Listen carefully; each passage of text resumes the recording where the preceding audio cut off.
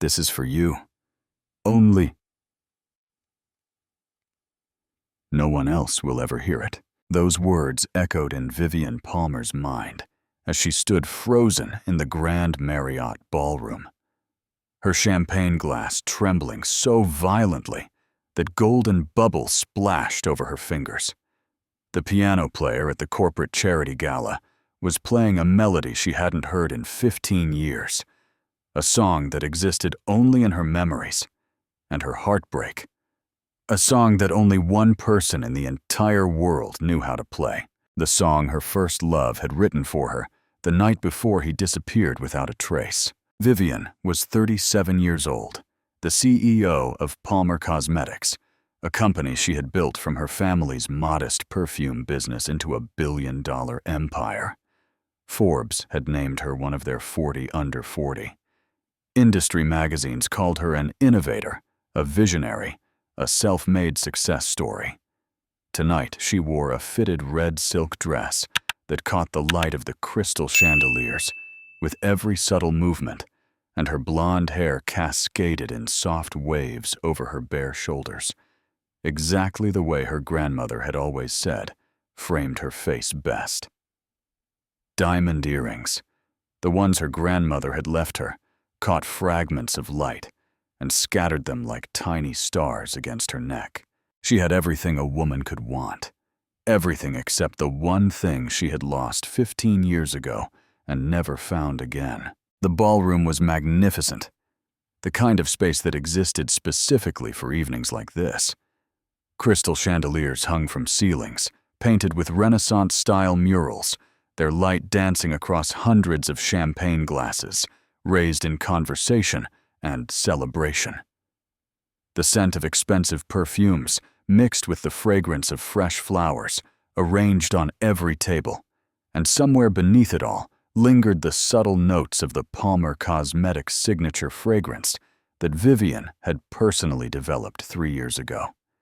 Executives in tailored suits and women in designer gowns moved through the space like schools of elegant fish, their laughter and conversation creating a constant hum of prosperity and success.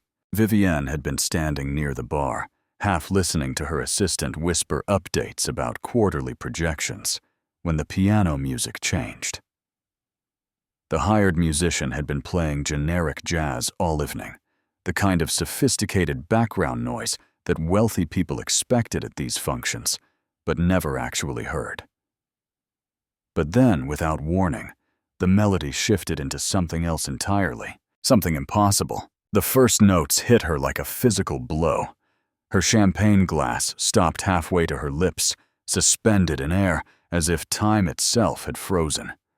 Her heart, which had been beating steadily through 3 hours of networking and small talk and performative confidence, suddenly stopped entirely before slamming back to life with such violence that she felt dizzy. That melody, that exact sequence of notes, the way they rose and fell like breathing, like longing, like love, given musical form. She knew this song the way she knew her own reflection. It had lived in her memory for 15 years, playing in her dreams, haunting her in quiet moments when her guard was down. She had never heard it performed by anyone else because no one else knew it existed. The young man who had composed it had played it for her exactly once in a cramped college apartment lit by cheap candles on a piano that had seen better days. He had been nervous that night, his hands trembling slightly, before they touched the keys, and he had looked at her with such vulnerability that she had fallen even more deeply in love with him in that moment. "This is for you," he had said. "Only you. No one else will ever hear it. I am calling it Vivian's song." The next morning, he was gone. No note, no explanation, no goodbye. Just an empty bed that was still warm from his body, and a silence that had lasted 15 years. And now impossibly someone was playing that song in a crowded ballroom at a charity gala. The world around Vivian began to blur at the edges. The voices of executives and investors became muffled and distant, as if she were underwater. The glittering chandeliers seemed to pulse in rhythm with the melody, and she became aware of nothing except the music and the pounding of her own heart, and the memories crashing over her like waves. She had spent a decade and a half trying to outrun. She saw him in her mind. Young Nathan Brooks, with his dark hair falling across his forehead and his intense eyes that seemed to see straight through to her soul. She saw the candlelight flickering across his face as he played his fingers moving across the keys with the confidence of someone who had found his calling. She saw herself at 22, sitting on that worn couch, tears streaming down her face because she had never been given something so beautiful, so personal, so permanent. Except it had not been permanent. Nothing about Nathan had been permanent.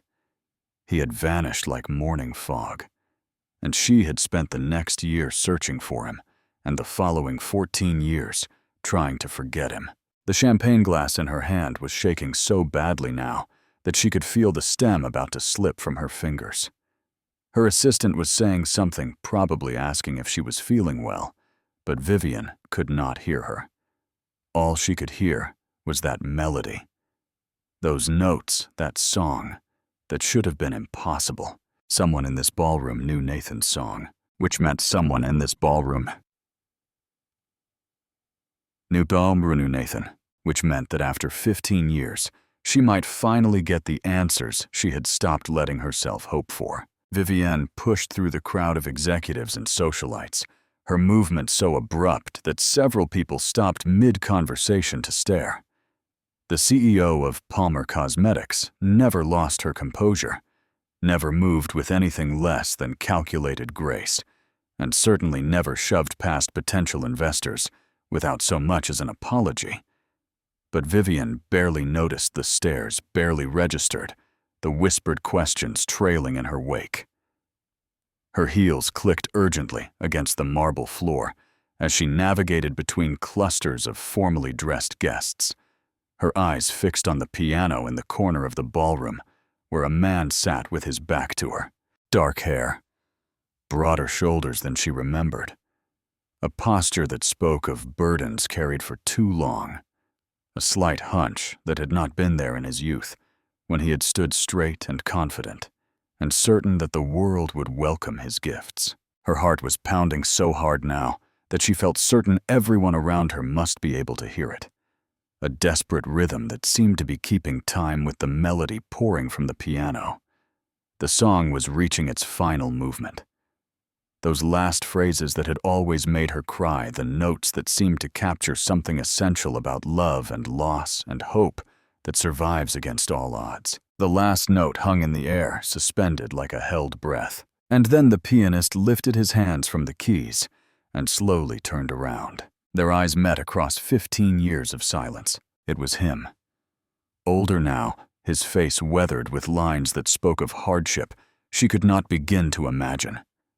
His eyes tired in a way that went deeper than simple exhaustion. There was gray at his temples that had not been there when he was 23, and his jaw was set in a way that suggested he had learned to brace himself against the world. But his eyes, those dark, intense eyes that had always seemed to see straight through to her soul, those were unmistakably the same. Nathan Brooks, her first love. The man who had vanished without explanation the morning after promising that their song would belong only to the two of them. Vivienne's champagne glass slipped from her numb fingers and shattered against the marble floor with a sound like breaking hearts. The crystal exploded into 1,000 tiny pieces, champagne splashing across the polished stone, and the noise was loud enough to make heads turn throughout the ballroom. Gasps rippled through the nearby crowd, and someone was already signaling for a server to clean up the mess. But Vivian stood rooted to the spot, unable to look away from the man at the piano, Nathan. His name came out as barely a whisper, a sound she had not allowed herself to make in 15 years. He rose from the piano bench with the careful movements of someone who had learned not to make sudden gestures, and when he spoke, his voice was deeper than she remembered. rougher, carrying the weight of experiences she knew nothing about. "Hello, Vivienne. It has been a long time." The simple words hit her like a physical blow. So casual, so calm, as if 15 years of silence could be bridged by a greeting at a cocktail party. As if he had not shattered her heart into pieces smaller than the broken glass at her feet. As if their entire history could be compressed into 4 words and a polite acknowledgement. "What are you doing here?" The question came out sharper than she intended, loud enough that the people nearest to them fell silent, sensing drama more interesting than their business discussions. "Where have you been?" "You disappeared 15 years ago. I searched for months. I called your family. I filed missing person reports. I hired investigators. You were just gone, Nathan. Just completely gone. She was aware that she was making a scene, that tomorrow there would be whispered gossip about the CEO of Palmer Cosmetics having some kind of breakdown at her own charity gala. But in this moment, she could not bring herself to care about reputation or optics or any of the carefully constructed facades she had spent her adult life maintaining. The only thing that mattered was the man standing 5 feet away from her, the ghost who had somehow become flesh and blood again. Nathan glanced around at the gathering crowd, the curious faces, the smartphones already emerging from pockets and purses. A muscle in his jaw tightened, and something flickered across his expression that she could not quite identify. "This is not the place," he said quietly. "Can we talk privately?" "Please, I know I do not have any right to ask you for anything. But there are things you need to know, and this is not how I want you to hear them." Every instinct Vivienne had developed over 15 years of building an empire, of learning to protect herself, of becoming someone who controlled every situation she entered, screamed at her to demand answers right here, right now, in front of everyone. To make him explain himself publicly, to force him to account for every day of silence, every unanswered question. Every night she had lain awake wondering what she had done wrong, but something in his eyes stopped her. Something that looked like pain so deep it had become permanent, like shame, that had been carried for so long it had become part of his posture, like a story so heavy that it could not be told in pieces between curious strangers.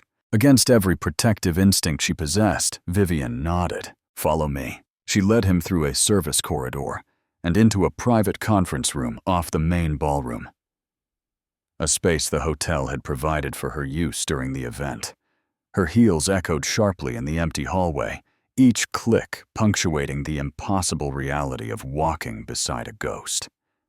Nathan followed a few steps behind his footfalls, softer, more hesitant, the walk of a man who had learned to move through the world without drawing attention. The conference room was a stark contrast to the glittering ballroom they had left behind. Harsh fluorescent lights replaced crystal chandeliers. A long, polished table surrounded by empty leather chairs replaced crowds of celebrating guests. Glass walls looked out over the city skyline, thousands of lights twinkling in the darkness like fallen stars. And Vivienne caught her reflection in the window. A woman in a red dress, who suddenly looked 22 years old, again vulnerable and heartbroken. All the armor she had built over 15 years, stripped away by a single melody. She did not sit down. Instead, she paced along the length of the windows, her arms crossed tightly over her chest, needing to move, needing to do something with the energy coursing through her body. "Close the door," she said without turning around. She heard him comply, heard the soft click of the latch, heard the way the sounds of the gala were suddenly muffled by walls and distance. When she finally turned to face him, Nathan was standing near the table, making no move to sit, watching her with an expression that seemed to hold equal parts longing and dread. "Where have you been, Nathan?" The question came out low and dangerous. 15 years. 15 years of nothing. No calls, no letters, no sign that you were even still alive. "I thought you were dead." For a while, I hoped you were dead, because that was easier than believing you had just walked away from everything we had. I know." His voice was hoarse. "I know what I took from you. What was taken from both of us. What does that mean? What was taken? You left. You disappeared. No one made you do that." Nathan closed his eyes for a moment, and when he opened them again, there was something raw in his expression. Something unguarded that she had not seen in the carefully controlled man who had greeted her at the piano. "I did not leave, Vivian. I was taken from you." The words hung in the air between them, incomprehensible. Vivian shook her head slowly, trying to make sense of a sentence that seemed to be in a language she did not speak. "That is not possible. I would have known. Someone would have told me." "The police, your family, someone. My father made sure no one knew anything." Nathan's jaw was tight, the words coming out like they were being pulled from somewhere deep and painful. He was powerful. He was connected. And he needed a scapegoat. "A scapegoat, Nathan." "You are not making any sense. Just tell me what happened. Stop speaking in riddles and tell me the truth." He sat down then heavily, like the weight of years had suddenly become too much to carry. Standing up, his hands rested on the table in front of him, and Vivian noticed that they were trembling slightly, the same tremor she remembered from that night in her apartment, when he had been nervous about playing her the song. "The morning after I played you that song, I was arrested." The words came out flat, factual, like he was reciting something he had said many times before. 6 o'clock in the morning. They came to my apartment with a warrant for my arrest. Embezzlement. $2 million stolen from my father's company. Vivienne felt the air leave her lungs. She reached for the back of a chair to steady herself, her fingers gripping the leather so tightly that her knuckles went white. "That is impossible. You would never steal anything. You were the most honest person I knew." "I did not steal anything." Nathan met her eyes directly. "My father did. He had been embezzling from his own company for years, and when the auditors started getting close to the truth, he needed someone to take the fall. He chose me.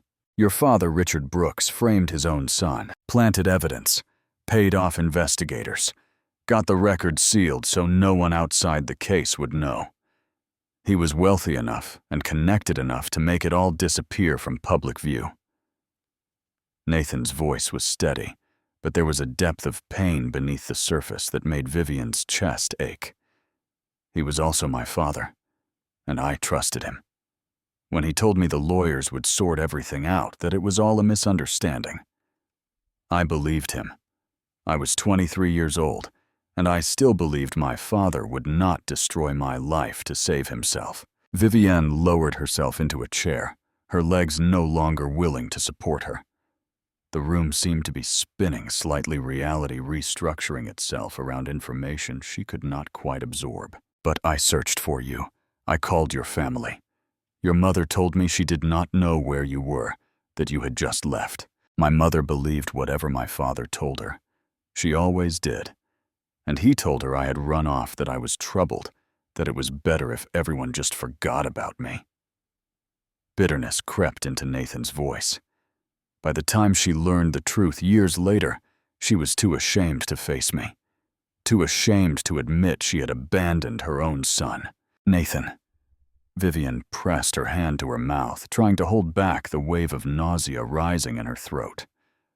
How long were you in prison?" He was quiet for a moment, and when he spoke, the number fell between them like a stone. 10 years. The room went completely silent. Vivian could hear her own heartbeat, could hear the distant muffled sounds of the gala continuing without her, could hear the faint hum of the city beyond the windows. 10 years. A decade of his life stolen by his own father's betrayal. "Why did you not contact me?" The question came out as barely a whisper. "I would have helped. I would have gotten you lawyers, would have fought for you. Why did you not at least try to reach me?" "I did try." Nathan's voice cracked for the first time. "I wrote you dozens of letters, Every single one was intercepted by my father before it could be mailed. I tried to call you, but all my calls were monitored blocked. My father made absolutely certain that I could not reach you, could not tell you what had really happened. He reached into his jacket pocket and pulled out his phone, scrolling through something before holding it out to her. On the screen was a photograph of a yellowed envelope, her name written across the front in handwriting she would have recognized anywhere. I kept copies of everything. Proof that I tried. Proof that I never stopped thinking about you, even when it seemed hopeless. He set the phone on the table between them. But more than that, Vivian. I was ashamed. You were at Harvard, brilliant going places. I was in a prison cell for a crime I did not commit with a felony conviction that would follow me for the rest of my life. What was I supposed to tell you? How was I supposed to ask you to wait for a convicted felon? The truth. Vivian's voice was fierce, despite the tears streaming down her face. You were supposed to tell me the truth, Nathan. I deserved the truth. Instead, you let me spend 15 years believing you had abandoned me, believing I was not worth a goodbye. I know. He lowered his head, unable to meet her eyes. I know. And I am so sorry, Vivian. I thought I was protecting you. I thought I was keeping you from being dragged into my nightmare. I was 23 years old and terrified and certain that I was doing the right thing. He finally looked up, and his eyes were wet. I was wrong. I know that now. I have known it for a long time. Vivian sat in the silence that followed her mind, racing through 15 years of unanswered questions that were suddenly being answered in the most devastating way possible. The love of her life had not abandoned her. He had been stolen from her by his own father, locked away in a prison cell, while she mourned him as if he were dead. I need time, she finally said, her voice unsteady. I need time to process this. This is too much to take in all at once. I understand. Nathan rose slowly from his chair. I never expected to see you tonight, Vivian. I did not know you would be here. I play piano at corporate events because it is work I can get, and when the organizer requested something original, the only thing I have ever composed was your song.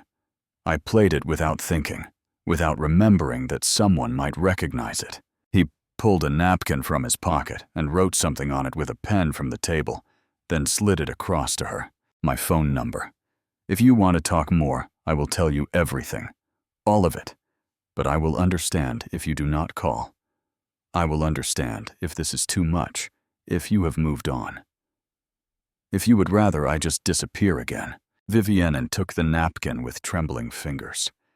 Their hands brushed during the exchange, and the contact sent electricity up her arm. 15 years of longing compressed into a single moment of touch. I will call you, she said, not sure if she meant it but unable to say anything else. I just need time. Nathan nodded. He moved toward the door, then paused with his hand on the handle. I never stopped loving you, Vivian. I know I have no right to say that after everything. But you should know.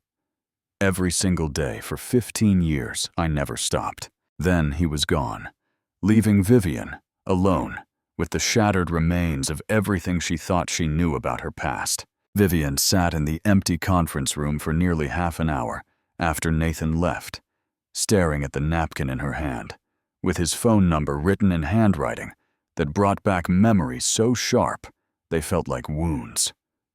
Her assistant knocked twice, asking if she was all right, and both times Vivian sent her away with assurances that she was fine, just needed a moment, would be out shortly. She was not fine. She was the opposite of fine. She was a successful woman in a beautiful dress whose entire understanding of her own history had just been demolished and rebuilt into something she could not recognize. Eventually, she forced herself to stand to smooth her dress, to compose her face into something that could survive the walk back through the gala and into her waiting car.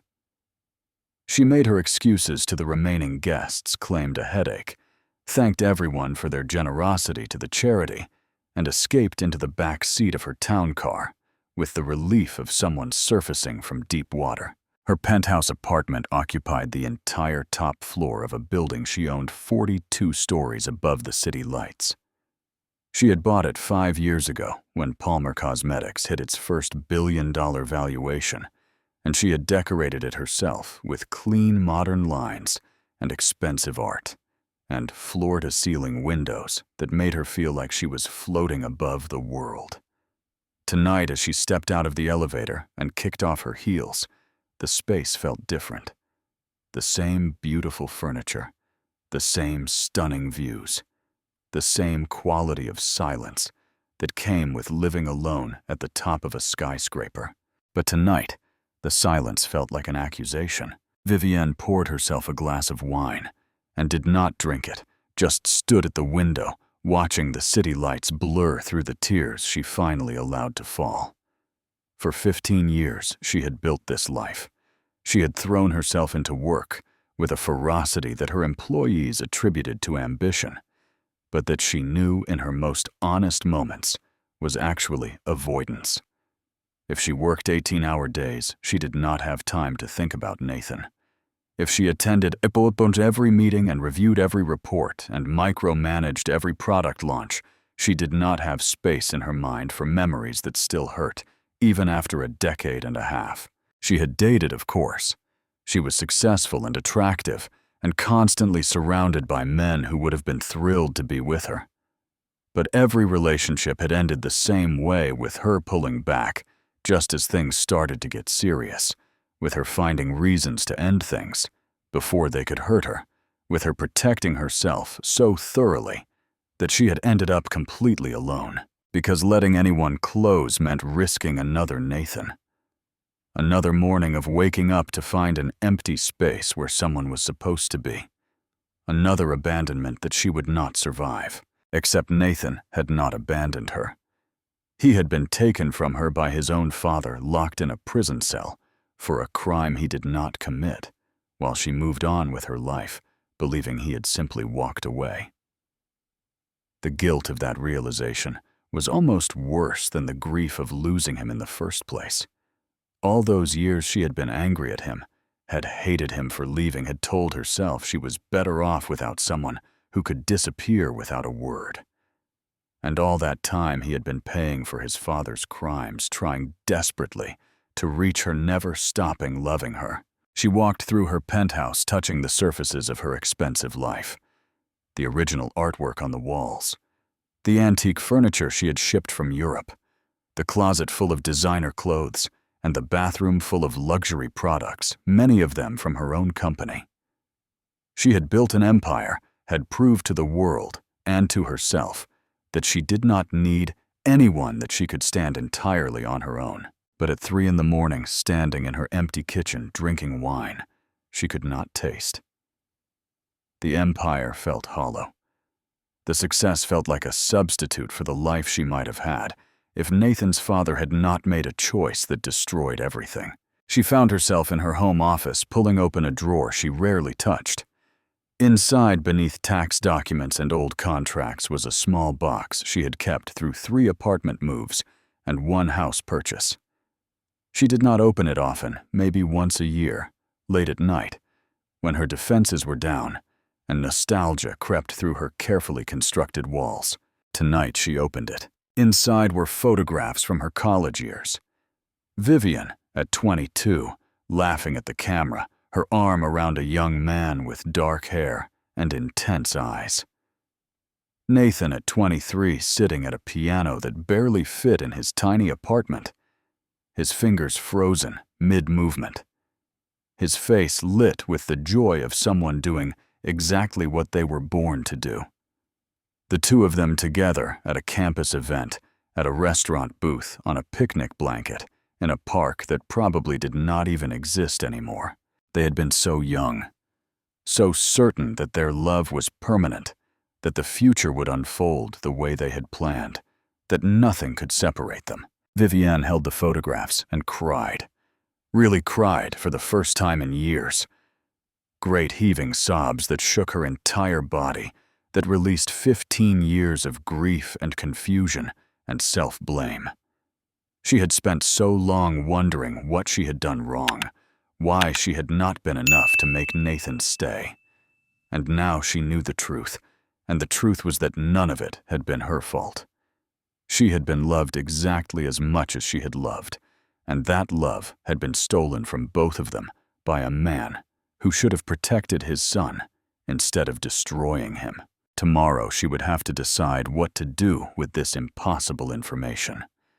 Tomorrow she would have to figure out whether she could let Nathan back into her life, whether she even wanted to, whether 15 years was too long to bridge. But tonight, she let herself grieve.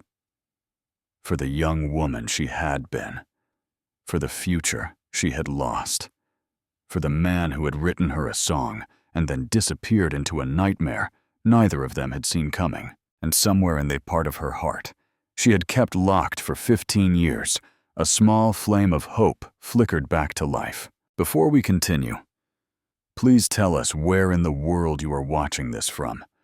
We love seeing how far our stories travel. And if you have ever had someone from your past suddenly reappear, if you know what it's like when buried memories crash back all at once, drop a comment below. Sometimes sharing our stories helps us remember we are not alone in our experiences. 3 days passed before Vivian called Nathan. 3 days of distracted meetings and missed calls, and her assistant asking repeatedly if she was feeling all right. 3 days of her mind wandering away from quarterly reports and marketing strategies to replay the conversation in the conference room, to examine every word Nathan had spoken, to try to reconcile the man she had seen at the piano with the ghost she had been mourning for 15 years. She spent those 3 days investigating. A woman who had built a billion-dollar company did not take anyone's word for anything, not even the word of someone she had once loved more than her own heartbeat. She called her lawyers, asked them to look into the case without explaining why. She hired a private investigator, the one she had used years ago when trying to find Nathan, and gave him new parameters. She dug through old newspaper archives and court records and anything else she could find that might confirm or deny what Nathan had told her. What she found broke her heart all over again. Everything Nathan had said was true.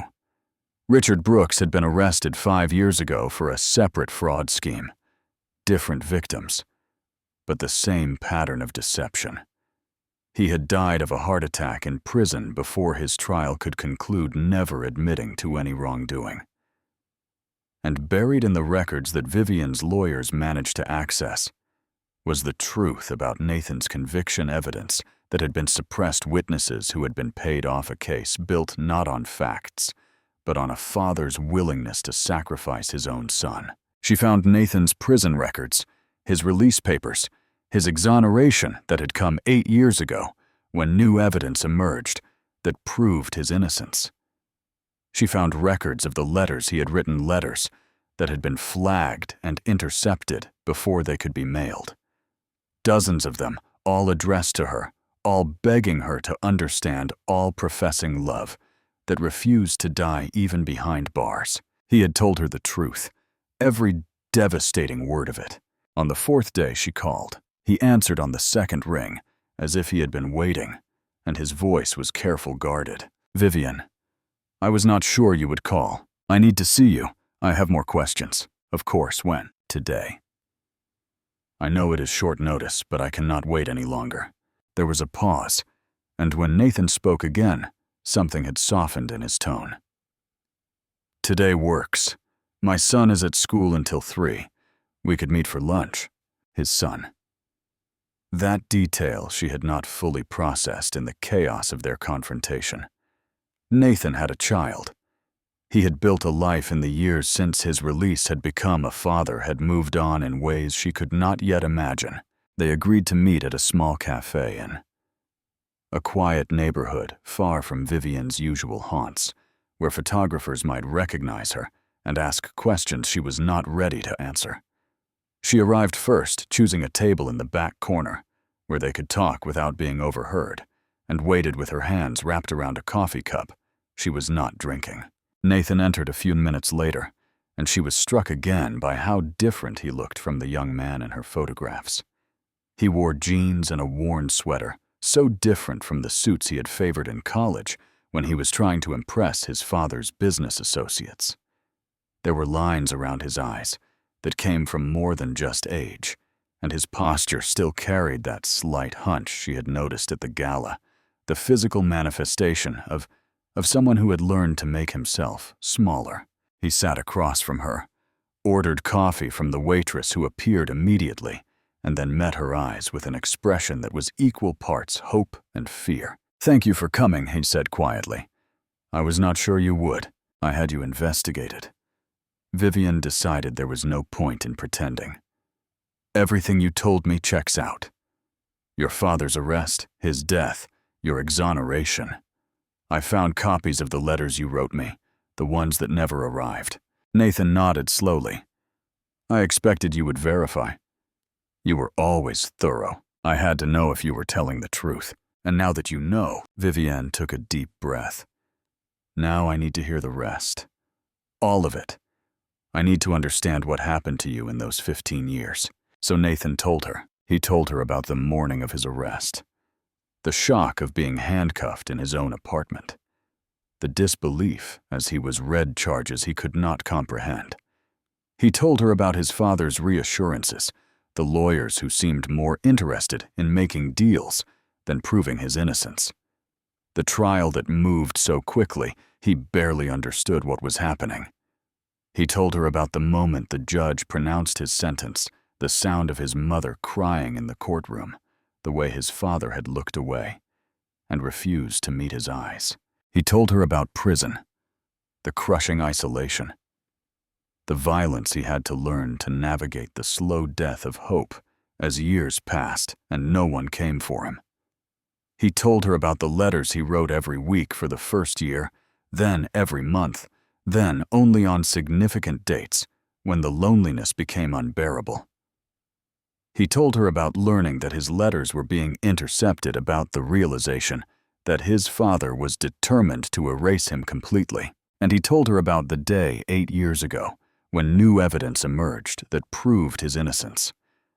An accountant with a guilty conscience had come forward, had provided documentation that showed Richard Brooks had orchestrated everything.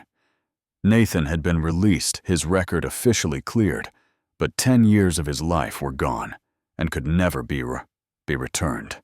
"What did you do?" Vivian asked when he finally fell silent. "After you got out." "What did you do?" "I was lost," Nathan admitted. "I was 33 years old with no money, no career, no family who would speak to me. I could not play piano professionally because venues do not want to hire someone with a prison record, even an exonerated one. I took whatever work I could find, construction, mostly jobs, where no one asked questions about my past. And your wife, you mentioned you were widowed." Nathan's expression shifted, softened into something that looked like bittersweet memory. "Sarah. I met her about 2 years after I got out. She was a counselor at a support group for people who had been wrongfully imprisoned. She was kind in a way I had forgotten existed, and she did not look at me like I was damaged goods." He paused, his fingers tracing patterns on the coffee cup in front of him. "She saved me, Vivian. I was drowning, and she pulled me to shore." "Tell me about her." "She was a social worker, spent her whole career helping people rebuild after their lives fell apart. She had the biggest heart of anyone I have ever known. We got married about a year after we met, and Oliver was born the following spring." "Oliver. That is your son's name. He is 7 now. Dark, curly hair, serious eyes, too smart for his own good." Nathan smiled, and for the first time since she had seen him again, he looked something close to happy. "He is everything good that came out of the wreckage of my life." "And Sarah," the smile faded. "Cancer. She was diagnosed when Oliver was 4, fought for 2 years. She died 3 years ago." Vivian felt tears prick at her eyes. For a woman she had never met, a woman who had loved Nathan, who had given him a child, who had helped him rebuild when everything seemed hopeless. "I am so sorry, Nathan." "Me too." He was quiet for a moment. "She knew about you, by the way.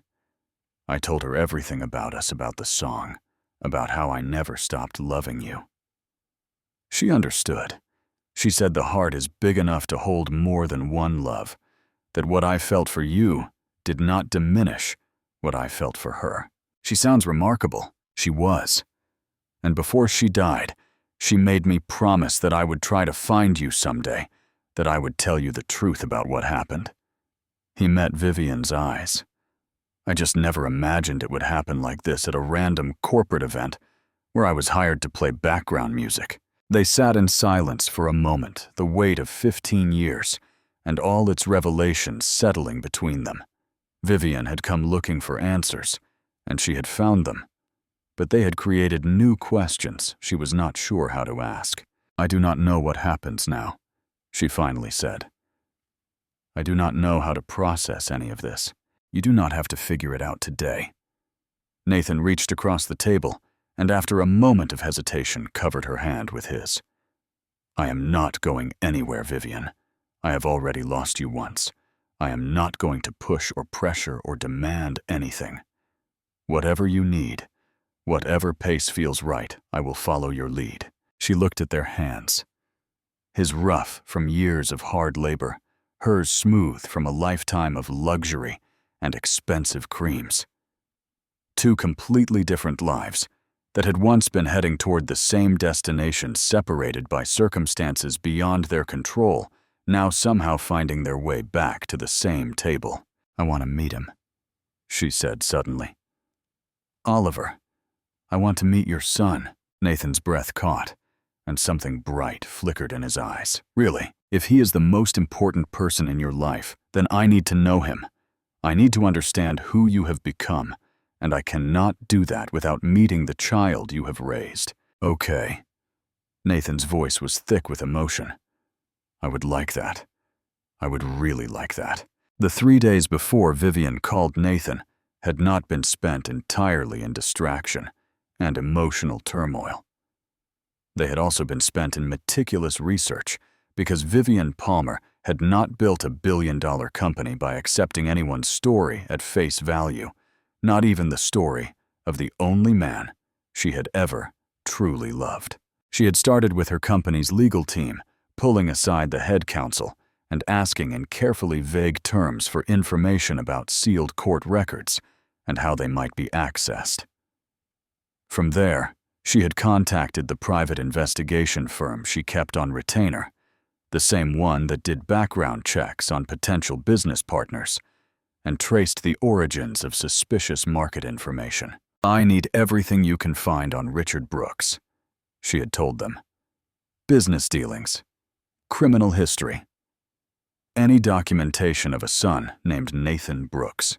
"How soon?" "Yesterday." The information had started flowing within hours. Richard Brooks had been a respected businessman, in his time owner of several successful companies, known for his conservative politics and generous charitable contributions.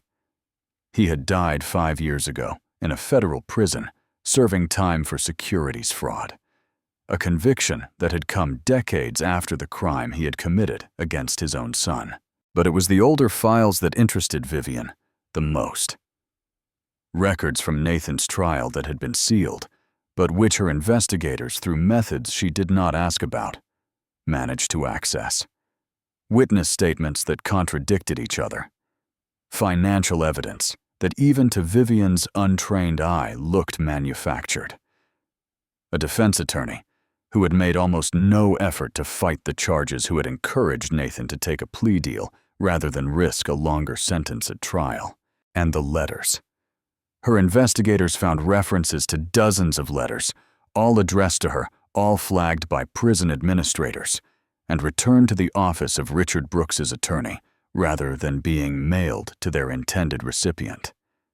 The letters had been destroyed, but the records of their existence remained proof that Nathan had tried desperately to reach her, that his silence had been imposed, rather than chosen. Vivian sat in her home office, surrounded by printouts and photographs and legal documents, and felt the last remnants of her anger at Nathan crumble into dust. For 15 years, she had carried resentment alongside.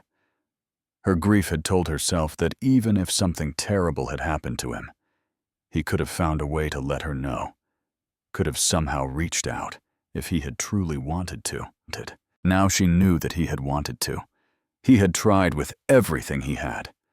And it had not been enough, because the forces arrayed against him were too powerful and too determined. She found his exoneration documents, the official statement that cleared his name, and acknowledged that he had been wrongfully convicted based on falsified evidence.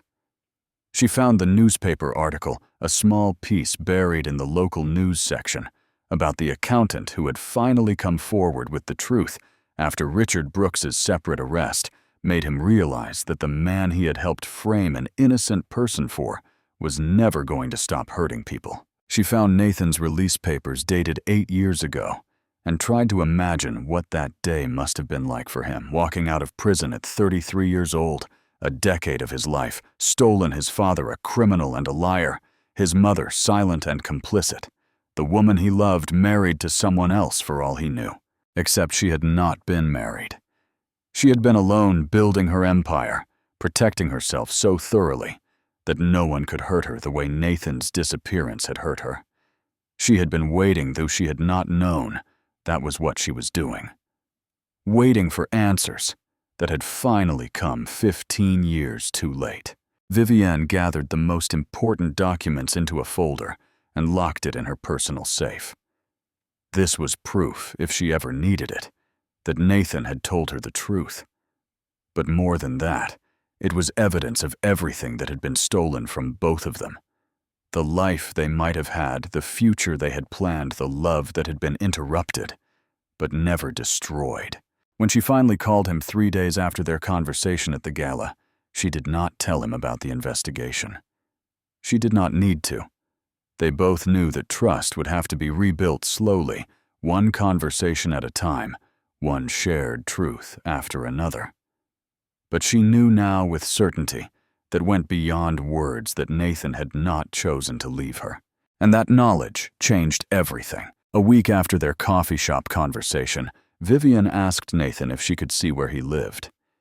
She needed to understand his life, she explained. Needed to see the world he had built since prison. Needed to know who he had become in the years when she thought he had simply vanished. Nathan hesitated only briefly before agreeing.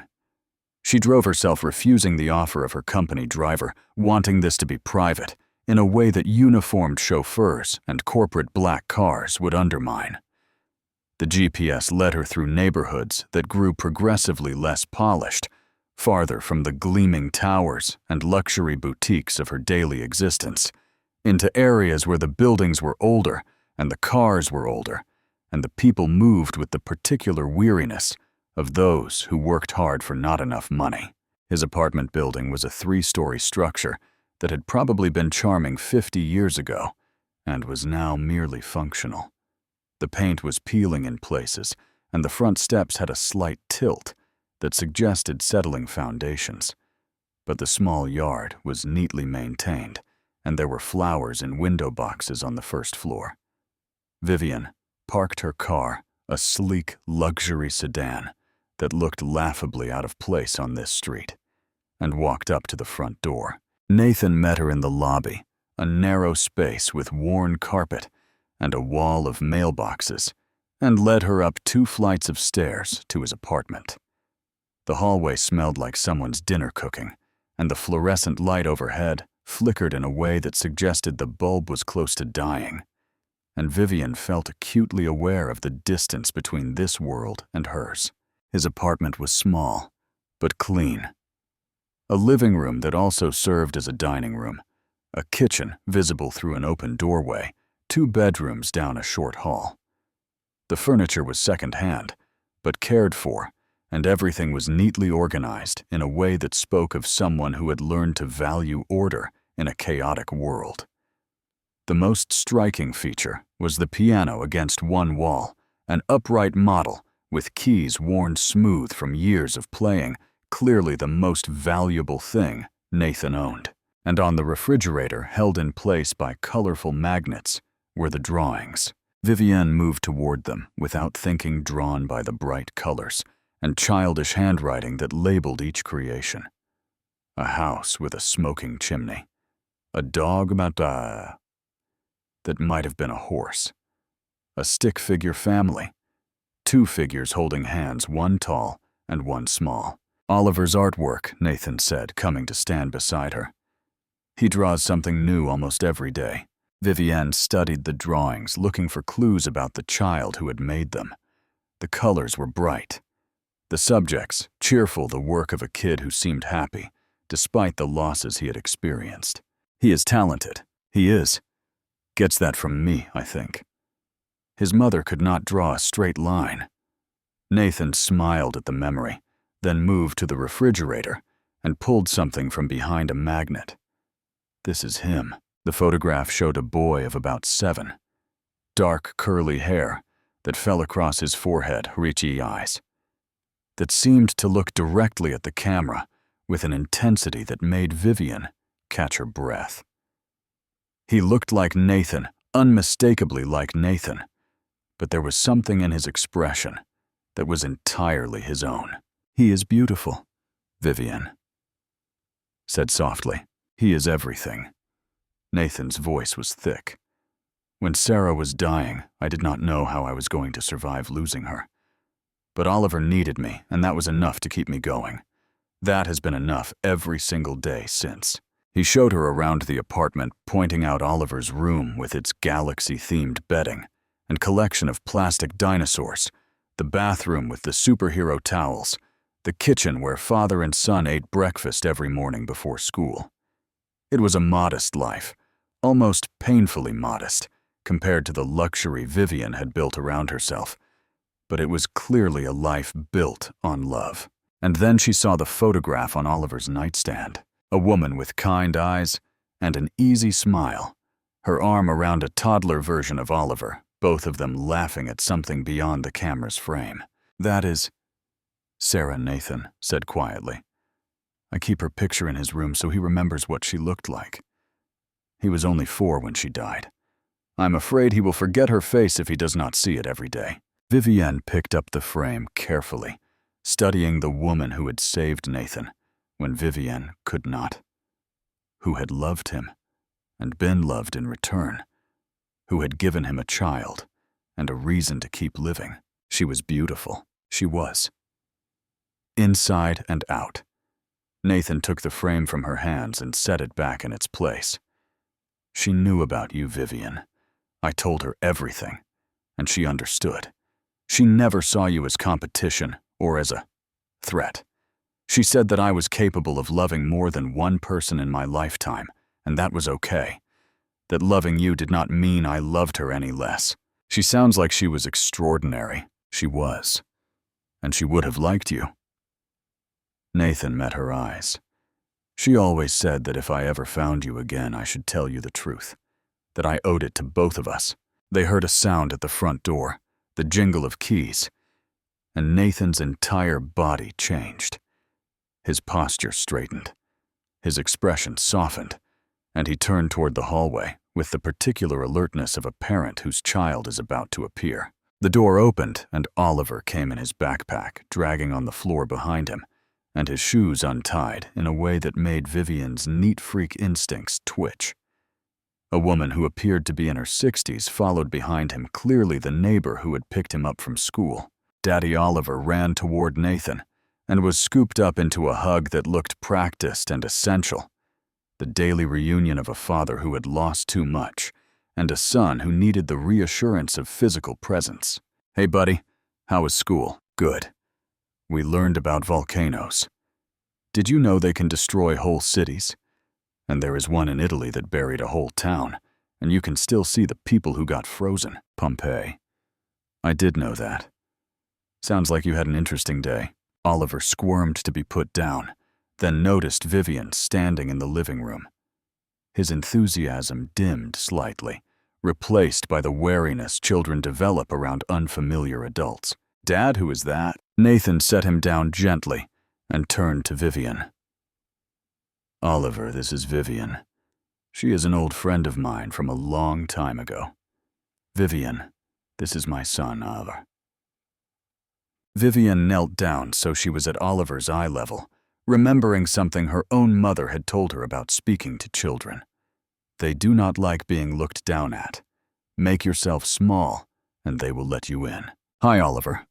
I've heard a lot about you. Your dad says you are really smart." Oliver studied her with an intensity that seemed too old for his 7 years. "Are you the lady from the song?" The question caught her off guard. She glanced at Nathan, who looked suddenly uncomfortable. "What song, sweetheart?" "Dad plays a song sometimes. He calls it the song for the lady who disappeared. He only plays it when he is really sad. Or really happy." "Is that you? Are you the lady who disappeared?" Vivian felt her throat tighten. She had not known Nathan still played their song. Had not known. It had become part of his life in the years since prison. The idea that Oliver had heard it, had noticed, it had understood that it was connected to someone important, made her eyes sting with unshed tears. "Yes," she said softly. "I am the lady from the song." Oliver nodded seriously, as if this confirmed something he had already suspected. Then, with the casual acceptance of childhood, he moved on to more important matters. "Do you like dinosaurs? I have a collection. Do you want to see it?" And just like that, the ice was broken. Vivian spent the next hour in Oliver's bedroom, seated on the floor beside his bed, while he showed her every dinosaur in his collection. There were plastic figurines and stuffed toys and books, with pages worn soft from repeated reading. Oliver knew the name of every species, could recite facts about their diets and habitats and extinction with the enthusiasm of a child who had found his passion. "This one is a velociraptor," he explained, holding up a toy that was missing one arm. In the movies, they made them too big. Real velociraptors were only about this tall. He held his hand at knee height. But they were really smart. They hunted in packs. "That is fascinating," Vivian said, and meant it. There was something captivating about Oliver's enthusiasm, the way he spoke about prehistoric creatures, as if they were personal friends he was introducing. "Dad says I might be a paleontologist when I grow up. That is a scientist who studies dinosaurs and fossils. You have to go to a lot of school, but I like school, so that is okay. Your dad is right. You would be a wonderful paleontologist." Oliver beamed at the compliment, then grew suddenly serious. "Do you have kids?" The question was innocent, casual, but it hit Vivian with unexpected force. "No," she said after a moment. "I do not.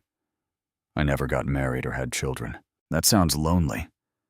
Oliver's brow furrowed with concern that seemed too mature for his age. "When Mom died, Dad said we had to take care of each other because that is what families do. If you do not have a family who takes care of you." Vivian opened her mouth to respond, but found she did not have words. Oliver was looking at her with genuine worry, as if her lack of family was a problem that needed solving. "I have my work," she finally said, "and friends. But you are right, Oliver. It can be lonely sometimes." Oliver was quiet for a moment, thinking something over with visible concentration. Then he said with the simple logic of childhood, "You could share us if you want. Dad and me. We have extra room." Vivian's vision blurred with sudden tears. She tried to blink them away, tried to maintain composure in front of this child who barely knew her, but Oliver had already noticed. "Are you sad? Did I say something wrong? I am sorry." "No, sweetheart. You did not say anything wrong." Vivian reached out, and after a moment's hesitation took Oliver's small hand in hers. "You said something very kind, the kindest thing anyone has said to me in a very long time." Nathan appeared in the doorway, clearly having been eavesdropping on at least part of their conversation. His eyes were wet too, and he crossed the room to sit on the edge of Oliver's bed, creating a small triangle of connected people. What did I miss? I offered to share us. Oliver explained, as if this were the most reasonable proposition in the world. Vivian does not have a family, so I said she could share ours. We have extra room, and Mom always said we should help people who are lonely. Nathan's breath caught visibly. He looked at Vivian, then at his son, then back at Vivian. Your mom was right, buddy. She was always right about things like that. I know. Oliver nodded sagely. That is why we have her picture, so I remember what she said. He jumped up, then his attention span satisfied, and his energy restored. Vivian, do you want to see my drawings? I make one every day. Dad puts them on the refrigerator, but the best ones go in a special folder. For the next half hour, Vivian looked at Oliver's artwork, listened to his explanations of what each drawing represented, and felt something shift in her chest. Something that had been locked tight for 15 years. Something she had convinced herself was permanently closed, began to crack open.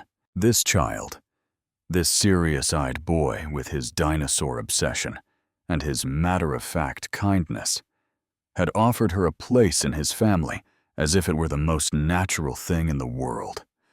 And sitting there on the floor of a modest apartment surrounded by crayon drawings and plastic toys, Vivian realized that she wanted to accept. When it was finally time to leave, Oliver hugged her goodbye, with the easy affection of a child who had decided she was trustworthy.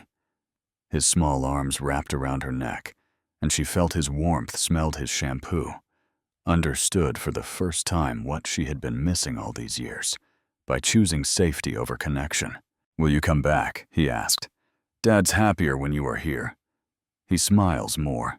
Vivian looked at Nathan over Oliver's head, saw the hope and fear warring in his expression. Yes, she said. I will come back, I promise. Sometimes, children see truths that adults have forgotten how to recognize. If Oliver's words touched you, hit that like button. This story is just beginning, and the best parts are still to come. The weeks that followed Oliver's invitation felt like a careful dance, two people learning to move together after 15 years of separate rhythms. Vivian and Nathan talked every day, phone calls that started at 10 minutes and gradually stretched into hours as they filled in the gaps of their missing years. Nathan told her about prison in more detail, about the crushing loneliness and the violence he had learned to navigate, and the way hope had died slowly until it was nothing more than a flicker he kept alive through sheer stubbornness. He told her about the day he had decided to stop writing letters, the day he had accepted that he might never see her again. He told her about the particular cruelty of exoneration, how being told he had been right all along did not give back the 10 years he had lost. And he told her about Sarah, about meeting her in that support group when he was at his lowest, about the way she had looked at him without pity or judgment, seeing only the man he was trying to become rather than the convict he had been. He told her about their wedding, small and simple, held in a community center, because they could not afford anything more. About the day Oliver was born, the terror and joy of holding his son for the first time, understanding finally that something good had survived the wreckage of his life. About watching Sarah get sick, watching her fight, watching her lose. About the morning she had died holding his hand, making him promise not to close himself off again. She knew I had built walls. Nathan said one night, his voice soft through the phone. The same walls I built in prison to survive. She spent our whole marriage helping me tear them down, and she did not want all that work to be wasted. She made me promise I would stay open, that I would let Oliver see me, feel things, that I would take the risk of loving again, even though love had hurt me so much. Vivian listened and shared her own years in return. She told him about throwing herself into work after he disappeared, about the 18-hour days, and the relentless ambition that had built Palmer Cosmetics from a small family business into a national brand. She told him about the relationships she had sabotaged, the men she had pushed away, just as things started to get serious. the protective walls she had built around her heart that were just as high and just as impenetrable as the ones he described. I told myself I was focused on my career, she admitted, that I did not have time for relationships, that I was choosing success over love. But the truth is, I was terrified. After you disappeared, I could not trust anyone enough to let them close. Every time someone started to matter to me, I found reasons to end things before they could hurt me the way your disappearance had hurt me. I am so sorry, Nathan said. For all of it. For the 15 years you spent thinking I had abandoned you. It was not your fault. I understand that now. But you lived with the consequences. You built your whole life around protecting yourself from a wound that I could not prevent and could not heal. They met in person regularly, too. Coffee shops and quiet restaurants, places far from the glittering world where Vivian was recognized and photographed. She dressed down for these meetings, simpler clothes, less makeup, trying to close the obvious gap between her life and his. And every Saturday she joined them at the park. It became a ritual she looked forward to all week, arriving to find Nathan pushing Oliver on the swings, both of them lighting up when they saw her approaching. Oliver would run to her immediately, eager to show her whatever new discovery had captured his attention. Whether it was an interesting rock, or a particularly brave squirrel, or a cloud shaped like something only a 7-year-old imagination could see. She watched Nathan with his son and saw who he had become. Patient where he had once been driven.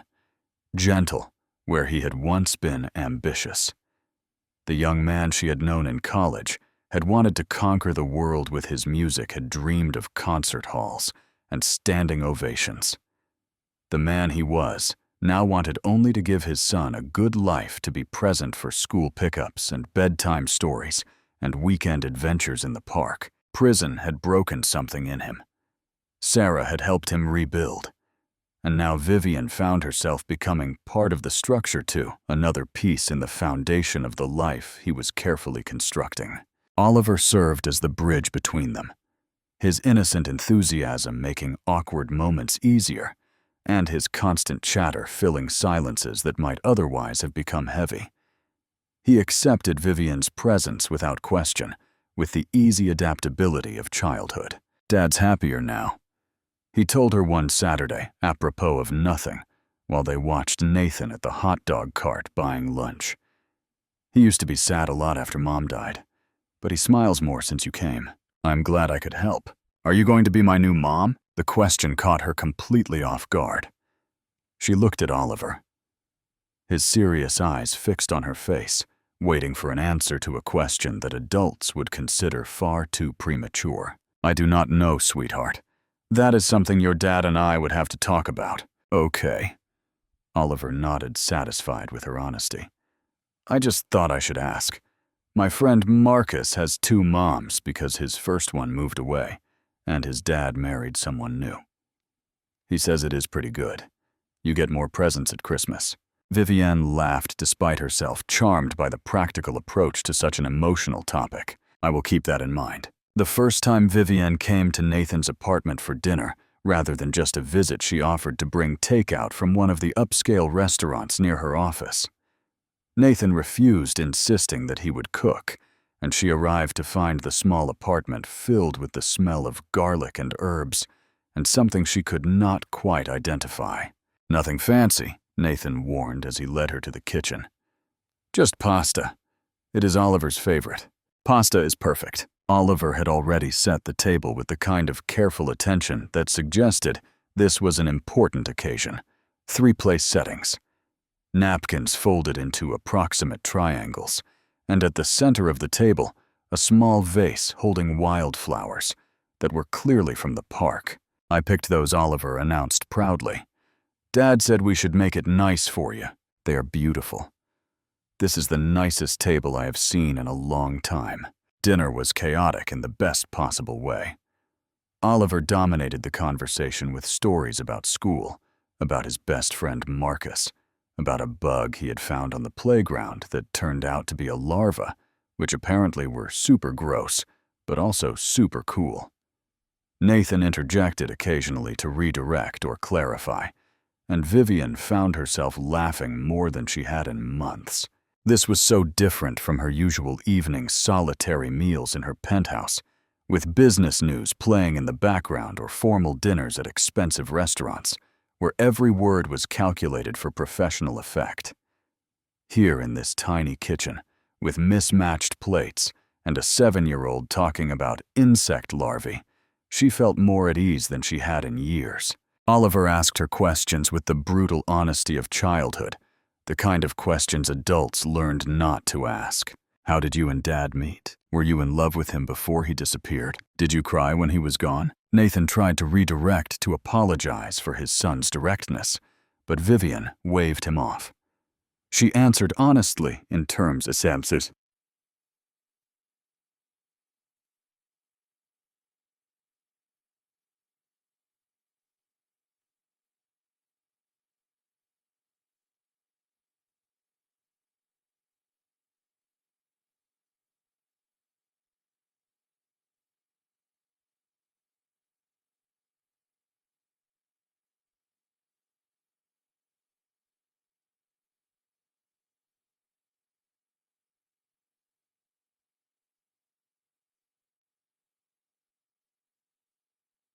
Yes, I loved your dad very much. And yes, I was very sad when he disappeared. I did not know what had happened to him, and that made it even harder. But you are not sad anymore. I am still figuring that out. Finding your dad again, meeting you, it has changed a lot of things for me. I am happier than I have been in a long time. After dinner, after Oliver had been wrestled into pajamas and teeth brushing, and finally into bed,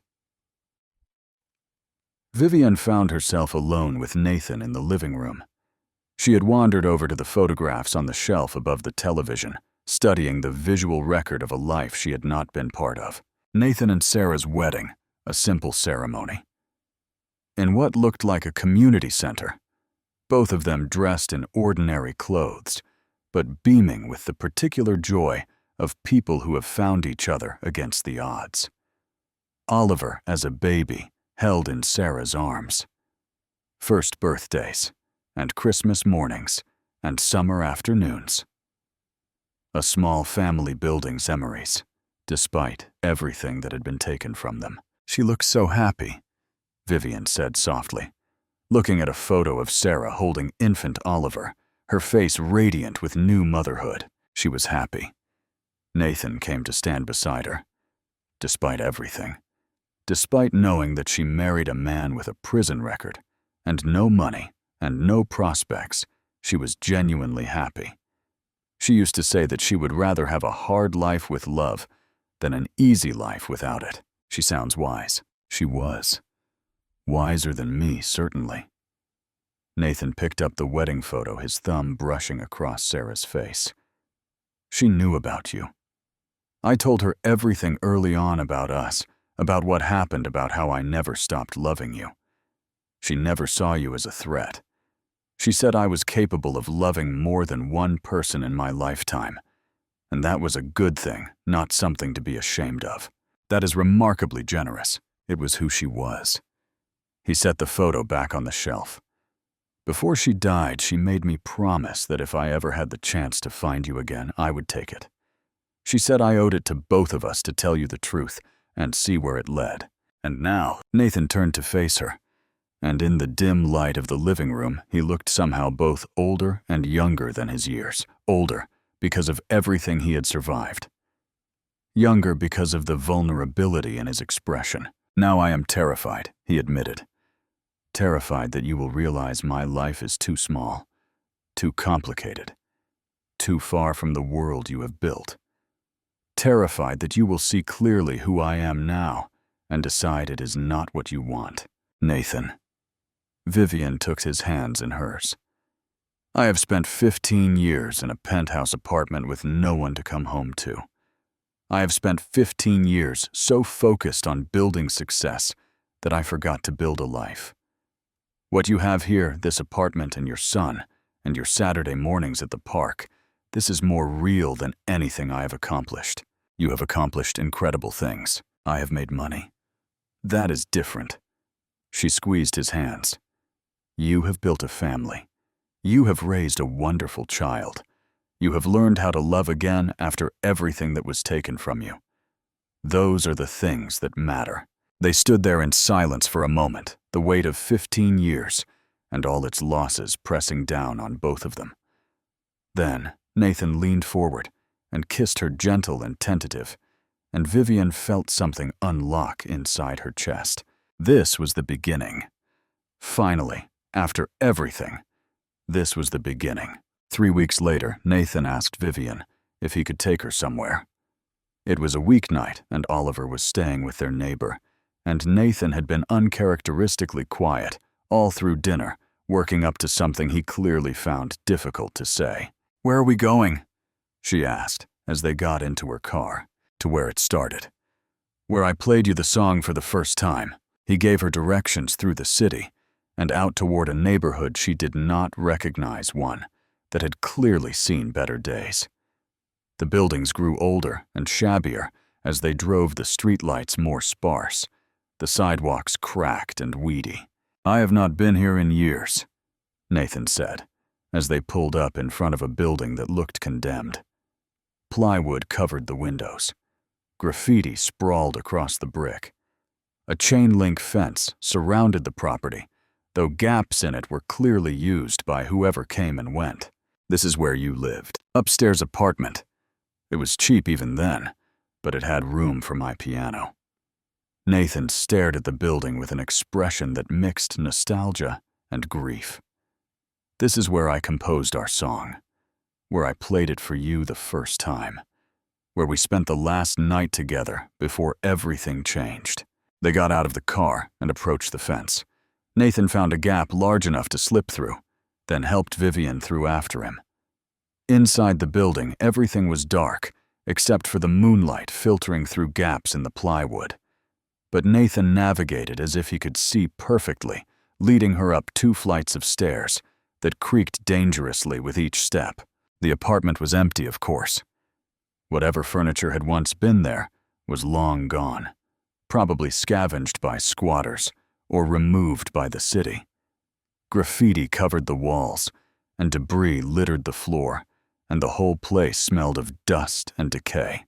But Nathan walked straight to one spot, a corner, near where a window had once looked out over the street, and stopped. "The piano was here," he said quietly. "Right here.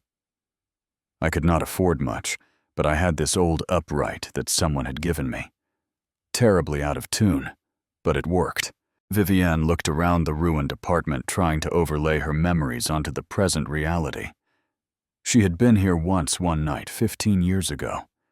She had sat on a couch that must have been somewhere to her left, watching Nathan's back as he played. The candles had been scattered around the room, their light flickering across his face as he finished the song and turned to look at her with such vulnerability that she had known in that moment that she would love him forever. "I remember," she said. "I remember everything about that night. I have never stopped remembering." Nathan's voice was thick. "In prison, when everything else got too hard, I would close my eyes and come back here. I would play the song in my head, note by note, and pretend you could hear it somehow. Pretend you knew I was still thinking about you." Vivian felt tears sliding down her cheeks. She did not try to stop them. This place, this ruined room, was sacred ground. The sight of their beginning and their ending, both happening within hours of each other. "I mourned you," she said. "I mourned this room and that night and the future we were supposed to have. I built my whole life on trying to forget, and I never could. I know. And I am so sorry." "Stop apologizing." She turned to face him, her voice fierce despite her tears. "You did not do this. Your father did. The injustice did. You were a victim, Nathan, just as much as I was. Maybe more. I should have found a way. You did find a way. You survived. You got out. You built a life and raised a son and kept the song alive.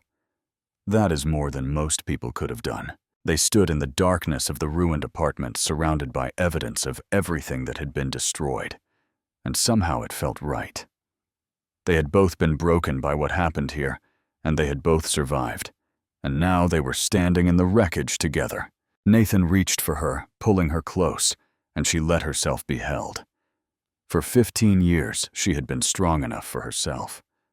Tonight, in this place where everything had ended and was now somehow beginning again, she let herself lean on someone else. "I forgive you," she whispered against his chest, "for not reaching me, for the silence, for all of it. I understand now, and I forgive you. I do not know if I can forgive myself. Then let me help you. Let me carry some of it with you." He kissed her then in the ruins of the room where he had once played her a love song, and it tasted like salt tears, and 15 years of longing and something that felt dangerously like hope. For a while, everything felt perfect. Vivian became a fixture in Nathan and Oliver's life present for weekend activities and occasional weeknight dinners, gradually integrating into their routine with a naturalness that surprised all of them. But the outside world was watching. Palmer Cosmetics was a publicly traded company, and Vivian was its face. Every aspect of her life was subject to scrutiny from shareholders, board members, business journalists, and the general public who followed her as an example of female success. When tabloid photographers caught her leaving Nathan's modest apartment building and published the images alongside speculation about her mystery man, the questions started coming. Who is he? Where did he come from? Why is Vivian Palmer, billionaire CEO, spending time in that neighborhood? The board of directors requested a meeting. Shareholders expressed concern about distractions. Her assistant fielded calls from journalists wanting to know if the CEO had a new boyfriend and whether it would affect her focus on the company. "You should distance yourself," her head of communications advised, "at least publicly, until we can control the narrative." But Vivian refused. She had spent 15 years building walls, and she was not going to build new ones now. "My personal life is not a company matter," she told the board directly. "I have never allowed relationships to affect my professional performance, and I am not going to start now. If you have concerns about my leadership, address them through proper channels. Otherwise, this conversation is over." The board backed down, but the tension remained. And worse, the attention affected Nathan. He saw the news stories, the gossip columns speculating about Vivian's mysterious new man. He heard the comments from people who recognized him from the photographs, who wondered what a single dad living in a run-down apartment could possibly offer a billionaire. Old insecurities that he had worked years to bury came roaring back to the surface. Vivian noticed him pulling away. He became distant during their phone calls, distracted during visits. He made excuses to cut evenings short, claimed fatigue. When she invited him to events, stopped initiating contact with the confidence he had begun to show. Oliver noticed too.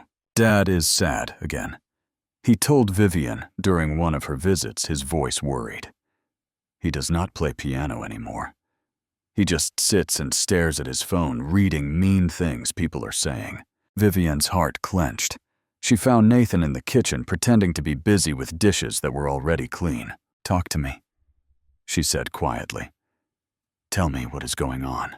Nathan was silent for a long moment. When he spoke, his voice was rough with emotion he was trying to suppress. "I saw the comments, the articles, people asking what you could possibly see in someone like me. An ex-con with a criminal record working part-time jobs, living in an apartment you could buy with a day's income." He turned to face her, and his eyes were full of the same fear she had seen in the conference room that first night. "They are right, Vivian. What can I give you? How can I possibly fit into your world? You are not supposed to fit into my world." Vivian stepped closer, took his face in her hands. "You are supposed to help me build a new one. A world that includes both of us and Oliver and everything we want our future to be. Your board is not happy. Your shareholders are concerned. My board works for me. My shareholders care about stock prices, and those are higher than ever. They can deal with their discomfort, or they can find a new company to invest in. I do not want to cost you everything you have built. You are not costing me anything." Her voice was fierce now, the same tone she used in negotiations, when she needed people to understand she was not backing down. "I already lost you once because of someone else's choices. I am not going to lose you again because of fear. Not yours, not mine, not anyone's." Nathan stared at her, searching her face for any sign of doubt. Whatever he found seemed to satisfy him. "You really mean that? I have never meant anything more in my life." She kissed him then. And when Oliver wandered in and found them embracing, he simply shrugged and asked what was for dinner.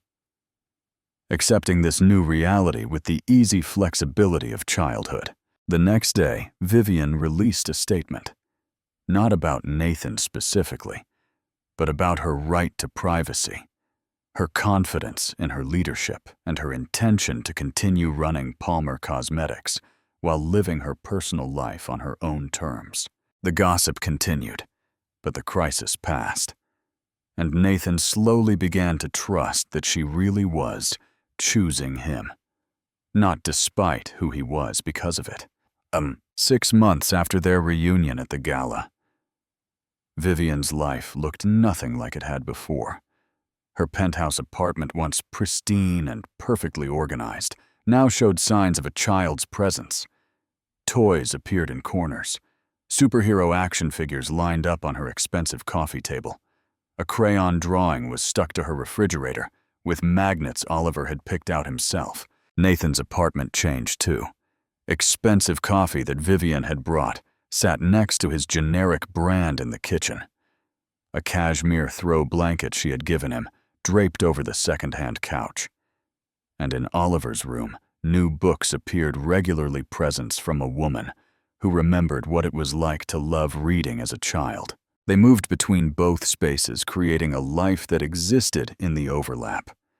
Sundays at the park remained sacred, but they had added new traditions too. Wednesday night dinners at Nathan's apartment, where Vivian insisted on helping cook, despite her lack of skill. Saturday morning pancakes at the penthouse, where Oliver had declared that the view from 42 stories up was the coolest thing ever. Oliver had slipped into calling her Viv somewhere around month 4, a casual nickname that felt like acceptance. And then, one evening, when he was particularly tired, something else slipped out. "Good night, Mom." He froze immediately, his eyes going wide with shock and something that looked like fear. He looked at Nathan, then at Vivian, then back at Nathan, clearly terrified that he had done something wrong. "I'm sorry. I did not mean it. Oliver." Vivian knelt down beside him, her heart pounding in her chest. "It is okay. It is more than okay. I have a mom already. She is in the stars. I know, sweetheart, and she always will be. Your first mommy loved you so much, and she will always be your mom." Vivian took his hands in hers. "But if you want, I can be your mom too. Hearts are big enough to love more than one person." Oliver's eyes filled with tears. "Really? Really? If that is what you want." He threw his arms around her neck and held on tight, and Vivian felt something settle into place inside her. This was what she had been missing. Not just Nathan, but this. A family. A child who needed her. A home filled with noise and mess and love. Nathan watched from the doorway, tears streaming down his face, making no move to intervene. Later, after Oliver was finally asleep, he found Vivian in the living room and pulled her into an embrace. "Thank you," he whispered. "Thank you for loving him. Thank you for sharing him with me." They held each other in the quiet apartment, two people who had been broken and lonely for so long, finally beginning to feel whole. Meanwhile, an unexpected development required Nathan to confront his past in a new way. His mother, Eleanor, had reached out through intermediaries. She had heard that Nathan was doing well, that he had found love, that he was happy. She wanted to apologize. She wanted to make amends. Nathan's first instinct was to refuse. His mother had abandoned him during his darkest years, had believed his father's lies, had never visited him in prison or acknowledged his exoneration. But Vivian encouraged him to at least hear what she had to say. "You do not have to forgive her," Vivian said. "But you might need to hear her explain.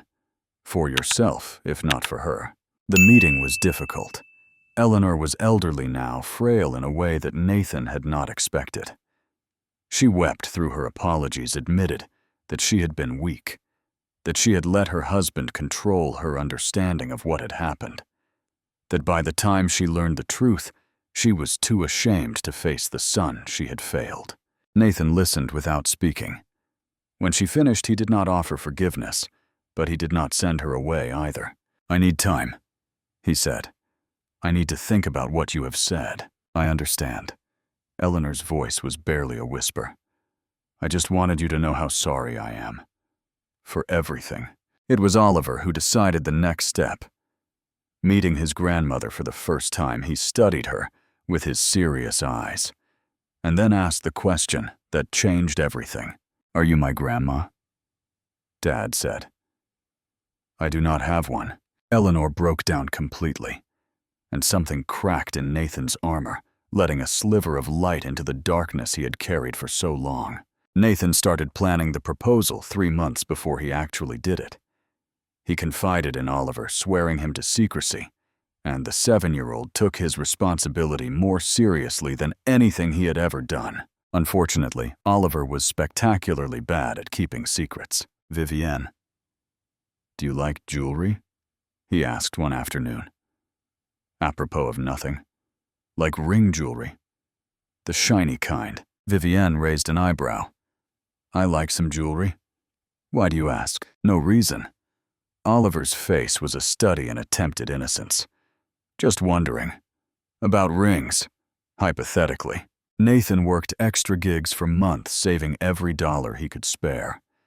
The ring he eventually bought was modest by the standards of Vivian's world, a simple diamond on a delicate band. But it was the nicest thing he had ever purchased. He wanted to give her something he had earned, something that represented the man he had become, rather than the man he might have been. He chose his location carefully. The community center where he had first learned to play piano as a child before his father's business took off before the wealth that would eventually destroy everything. It was a humble building in a working-class neighborhood, but it held memories of the time before things went wrong. He arranged for access one evening, strung fairy lights around the room, placed candles on every surface.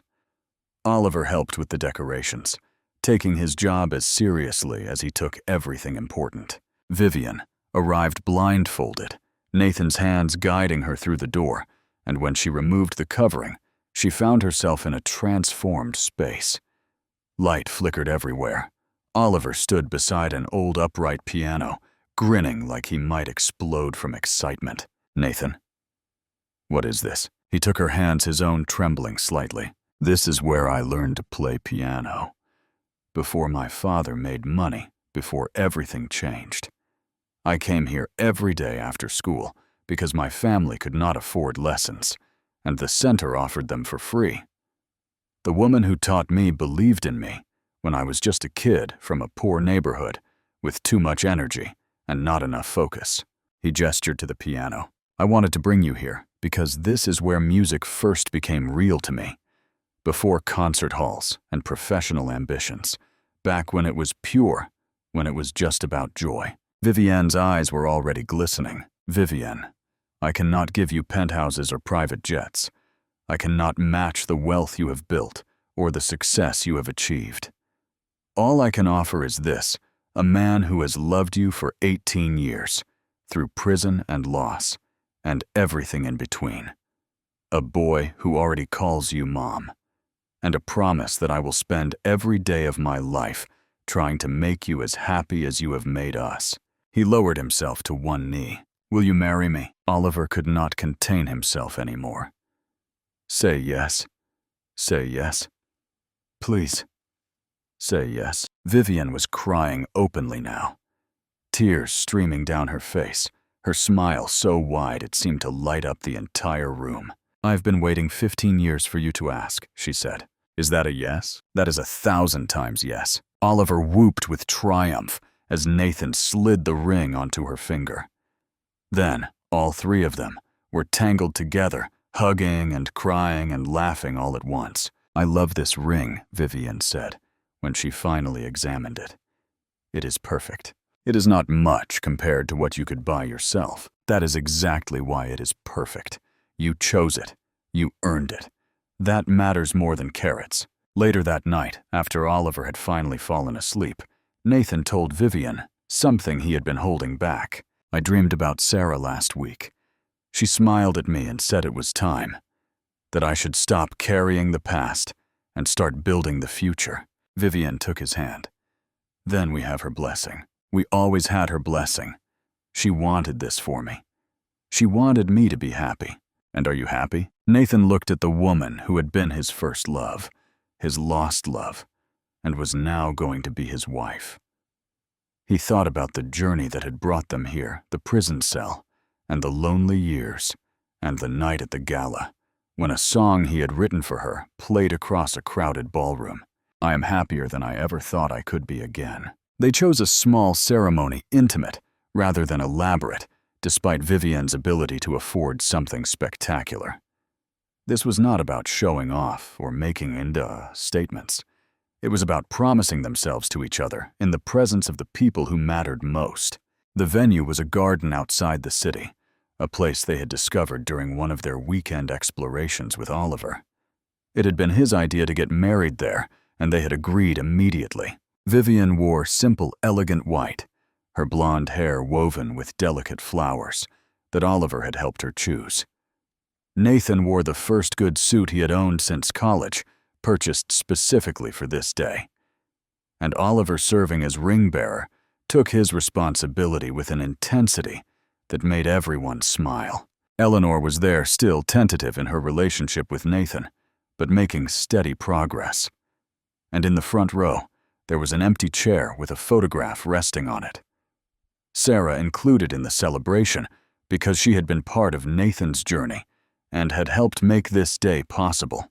"We are not ignoring her," Nathan had explained when he suggested the arrangement. "We are acknowledging that she is part of our story too." Vivian had agreed immediately. There was no jealousy, no competition. Sarah had loved Nathan when Vivian could not have given him. Oliver had helped him become the man he was today. She deserved to be remembered with gratitude. The vows were personal, written by each of them, spoken with voices that cracked with emotion. Nathan went first. "Vivian, 18 years ago, I wrote you a song.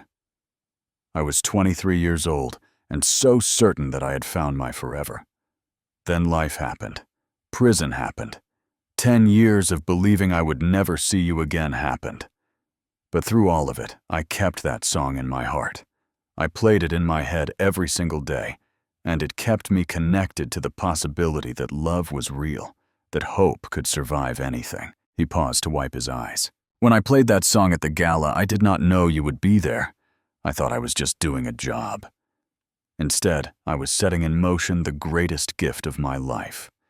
Finding you again, introducing you to Oliver, watching you become his mother and my partner. You did not just come back into my life, Vivian. You made it worth living again."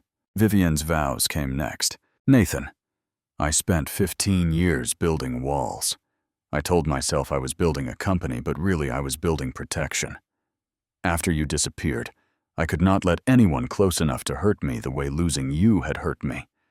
I became successful because I was afraid of being vulnerable." She reached for his hands. "You and Oliver tore those walls down.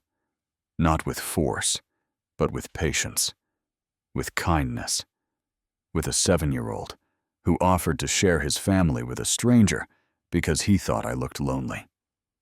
You reminded me what love feels like when it is not something to fear, but something to embrace. I am done building walls. I am ready to build a home instead."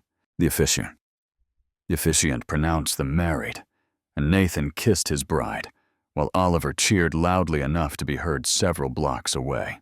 The reception was small but joyful. Nathan played piano first. Vivian's song, with its haunting melody, that had started everything, and then a new composition he had been working on in secret. "I call this one Coming Home," he said before beginning, "because that is what finding both of you has felt like." The new song wove together threads of the old melody, but added new harmonies, richer and more complex. Two musical themes finding their way to each other and becoming something greater together. Vivian cried through the entire performance. So did most of the guests. At the end of the evening, papers were signed that made the adoption official. Oliver Brooks became Oliver Palmer Brooks, legally the son of both of them. "Now the papers say what we already knew," Oliver declared when it was done. "We are a real family." "We were always a real family," Vivian told him. "The papers are just so other people believe it too." The first year of marriage settled into a rhythm that felt both new and inevitable. They found a house together, a place with a yard for Oliver, and a room that Nathan converted into a proper music studio. Vivian stepped back from the CEO position, taking a chairman role that gave her time for the life she had neglected while building her career. And Nathan began teaching again. Not at prestigious academies or elite institutions, but at the community center where he had learned to play as a child. Free lessons for kids who could not afford formal instruction, the same gift that had been given to him decades ago. Oliver thrived. His grades improved. His confidence grew. He talked constantly about his family, about his dad and his mom, and the baby sister or brother he was hoping to eventually have. About that last part, Oliver was more prescient than anyone realized. One evening, Vivian appeared in the doorway of Nathan's studio with an expression he could not quite read. "Can we talk?" Nathan set down the sheet music he had been working on. "Of course, what is going on?" "I went to the doctor today. I have been feeling off lately, and I thought it was stress. Or maybe something I ate." She paused, and Nathan felt his heart rate increase. "It is not stress, Nathan." "What is it?" "I am pregnant." The words hung in the air between them. Nathan stared at her, trying to process. "Pregnant? You are pregnant. 8 weeks. I know it is unexpected. I'm 39, and we had not talked about having more children. And I was not sure if you wanted." She stopped, uncertain. "Are you happy? I cannot tell if you are happy or terrified or—" Nathan was across the room before she finished the sentence, pulling her into his arms. "I am happy. I am incredibly happy. Vivian, we are having a baby." "We are having a baby," she repeated. And then she was laughing and crying at the same time. They told Oliver that evening over dinner. His response was exactly what they might have expected. "I am going to be a big brother." He jumped up from the table and did a victory lap around the kitchen. "Can I teach the baby things? Like dinosaurs and piano and how to make good jokes. You can teach the baby of everything you know," Nathan assured him. "Can I help pick the name? We will definitely consider your suggestions." "Captain Awesome." "If it is a boy," Oliver declared immediately. "Princess Sparkle if it is a girl. Those are certainly creative options." The pregnancy was smooth. Vivian reduced her work hours further. Nathan fussed over her with an attentiveness that she found both annoying and endearing. And Oliver talked to the baby constantly, sharing information about the world it would soon be entering. "The dinosaurs are all dead," he explained to Vivian's belly one evening.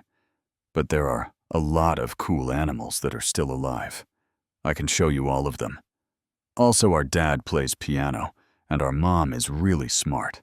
And I am going to be the best big brother ever." They found out the baby was a girl, and Oliver immediately began campaigning for the name Princess Sparkle in earnest. Elena was born on a rainy April morning, 8 pounds of dark hair and perfect fingers and lungs that announced her presence to the entire hospital wing. Nathan held his daughter for the first time with hands that trembled, tears streaming down his face. This life, this impossible, beautiful life that he had built from the ashes of his destroyed dreams. "She is perfect," he whispered. "She is ours." Vivian agreed. Exhausted but radiant, they named her Elena, a choice that honored Eleanor's tentative return to the family, while also representing new beginnings. When Oliver came to meet his sister for the first time, he was uncharacteristically quiet, just staring at the tiny face wrapped in the hospital blanket. "She is so small," he finally said. "I'm going to protect her forever." And Vivian, watching her husband and her son and her daughter together in that hospital room, felt the last empty space inside her finally fill. If you believe in families built by choice and second chances, subscribe to our channel. This story is reaching its final chapter, and you will not want to miss how it ends. 5 years after Nathan played Vivian's song at the corporate gala, he received an invitation that would have seemed impossible during the darkest years of his life. A prominent charity for wrongfully convicted individuals was hosting a benefit concert at Carnegie Hall. They wanted Nathan to perform, not as background entertainment or hired help, but as the featured artist. His story had become known in certain circles, the man who had survived 10 years of wrongful imprisonment and emerged to rebuild his life through music and love. Nathan's first instinct was to refuse. He did not want to be defined by his tragedy, did not want to become a poster child for injustice. But Vivian and Oliver both encouraged him. "Your story gives people hope," Vivian pointed out. "Other people who are going through what you went through, they need to see that survival is possible. That happiness after devastation is real." "Please, Dad," Oliver added. He was 12 now, serious and thoughtful, already showing signs of his father's musical talent. "The song needs to be heard. You wrote it for Mom, but maybe it is also for everyone who has ever lost something and found it again." Nathan thought about it for a week. Then he accepted. The night of the concert, Carnegie Hall was sold out. Every ticket, every seat filled with people who had come to hear the story of a man who had lost everything and found his way back. Proceeds would go to organizations that helped exonerated individuals rebuild their lives, the same kind of support Nathan had needed and struggled to find after his release.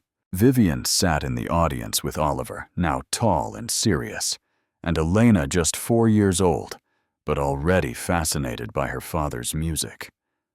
The house lights dimmed, and Nathan walked onto the stage to applause that seemed to roll through the hall like thunder. He sat at the piano, adjusted the bench, and then spoke into the microphone that had been set up beside him. 18 years ago, I wrote a song for the woman I loved. We were young, and I thought we had our whole lives ahead of us. The next morning, I was arrested for a crime I did not commit. I spent 10 years in prison, lost everything I had, everyone I knew. But I never lost that song." He paused, looking out at the audience, and somewhere in the darkness he could see Vivian's face lit by the glow of the stage lights. "In prison, when everything else got too hard, I would play that song in my head. Every note, every phrase. It kept me connected to who I used to be, to the person I wanted to become again, if I ever got the chance. It reminded me that love was real, that hope was worth holding on to, even when everything seemed hopeless." He placed his hands on the keys. 5 years ago, I played this song at a corporate event. I did not know she was there. I did not know that the woman I had written it for, the woman I had loved for 18 years through prison and loss and everything in between, was standing in the crowd. But she was. She heard it. And against all odds, we found each other again. Nathan took a breath. "This is that song. The one that started everything. The one that brought me home." He began to play. The melody filled Carnegie Hall with its haunting beauty. The same sequence of notes he had composed as a young man in love, preserved through a decade of imprisonment and 3 decades of life. Every note was perfect. Every phrase weighted with the emotion of everything he had experienced since the last time he had played it for an audience of one. The hall was absolutely silent. Not a cough, not a whisper, not a rustle of programs. Just the music and the story it told. When the final note faded, there was a moment of complete stillness. Then the applause began swelling and rising until it seemed to shake the very walls. Nathan wiped his eyes and spoke again. I wrote something new, too. Something for my wife and our children and the life we have built together. I call it Coming Home, because that is what these past 5 years have felt like. He played the second piece, the one he had composed for their wedding, but had been developing ever since. It wove the original melody into something larger and more complex. 2 musical themes finding harmony together, past and present, resolving into a single hopeful future. In the audience, Elena leaned over to Vivian. "That is our song, Mommy," she whispered. "That is our family's song." "Yes, baby," Vivian whispered back, tears streaming down her face. "That is exactly what it is." When Nathan finished, the standing ovation lasted nearly 5 minutes. People were crying throughout the hall. Strangers who had been moved by the music and the story it represented. Backstage afterward was chaos. Journalists wanted interviews. Well-wishers wanted to shake his hand. Representatives from record labels and concert venues wanted to discuss future opportunities. Through it all, Nathan kept looking for one face. When he finally found Vivian in the crowd, pushing through with Oliver and Elena in tow, he pulled all 3 of them into his arms. "You did it," Vivian said. "You were incredible." "We did it," Nathan corrected. "None of this would exist without you." Elena tugged on his jacket. "Daddy." The music made people cry. Happy crying or sad crying? Happy crying, sweetheart. The best kind. Oliver was quiet, but his eyes said everything. Pride in his father. Wonder at what music could accomplish. And maybe, just maybe, the beginning of his own understanding of why this strange art form mattered so much. The concert launched Nathan's career in ways none of them had anticipated. Offers poured in for performances, compositions, speaking engagements. But the opportunity that meant the most came from an unexpected source. Vivian had been working on something in secret for nearly 2 years. When she finally revealed it, Nathan could not speak for several minutes. "You bought it," he managed finally. "You bought my old apartment building." They stood in front of the structure that had haunted his memories for so long. But it looked nothing like the condemned wreck they had visited together years ago. The building had been completely renovated, its original architecture restored and enhanced. A sign above the entrance read, "The Brooks Palmer Music Center." "Not just bought," Vivian said. "Transformed. This is a community music center now. Free lessons for kids who cannot afford them. Practice rooms. A small performance hall. Everything you needed when you were young and everything you wished you had had after." Nathan walked through the building in a daze. The rooms were filled with instruments, some expensive and some modest, but all well-maintained. Young students were already taking lessons, their scales and exercises creating a symphony of beginning and possibility. And the main performance hall was located exactly where his old apartment had been. A plaque on the wall read, "Where love began, may music grow." "How long have you been planning this?" "Since the night we came back here together. Standing in that ruined room, I knew I wanted to turn it into something beautiful.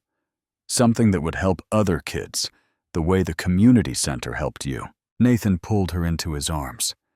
"I do not know how to thank you. You do not have to thank me. This is our legacy. Not my company or your concerts. This. Helping kids find their music the way you found yours." They stayed at the center for hours that day, watching lessons, meeting students, seeing the space come alive with the sound of learning.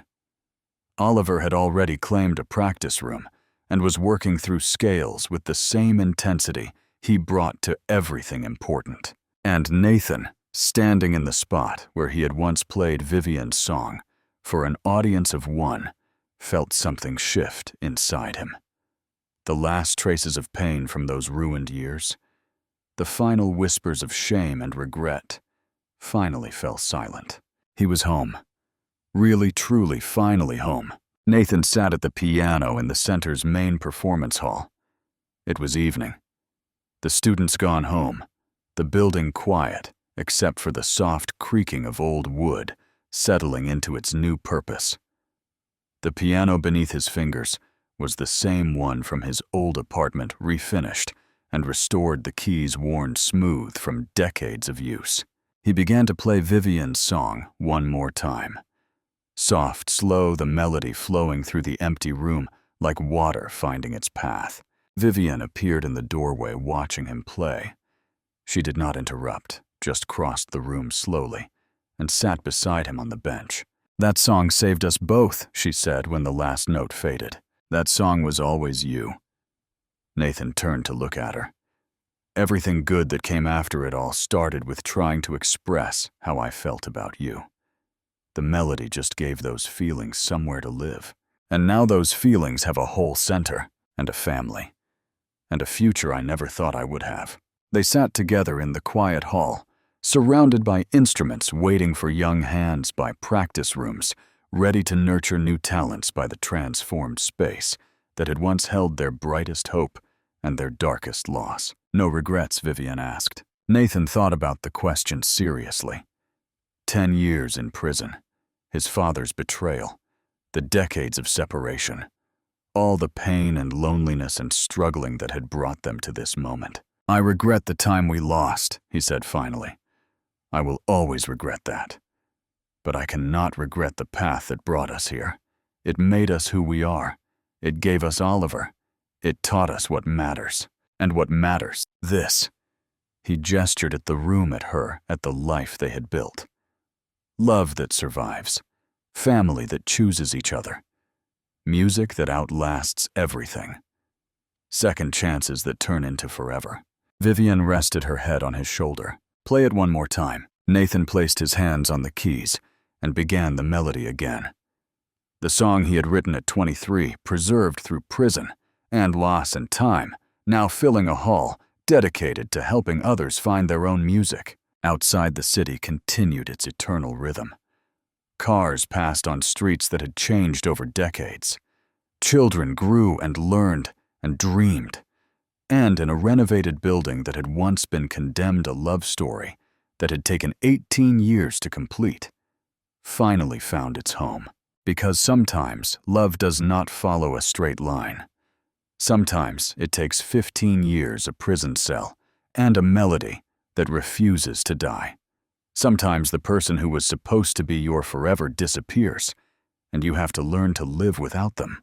Until one night in a crowded ballroom, a song you thought only 2 people knew fills the air, and you realize that some loves are worth waiting for.